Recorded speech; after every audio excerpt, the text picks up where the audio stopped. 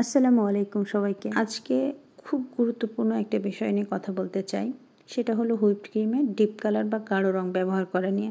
আমরা অনেকেই কেকের উপর গাঢ় রং দেখতে পছন্দ করি, কিন্তু একটা জিনিস মনে রাখা খুব জরুরি। যেই ব্র্যান্ডেরই কালারই ব্যবহার করি না কেন, ডিপ কালার ক্রিমে দিলে সেটা হাতে, মুখে, এমনকি ঠোঁটেও লেগে যাবে।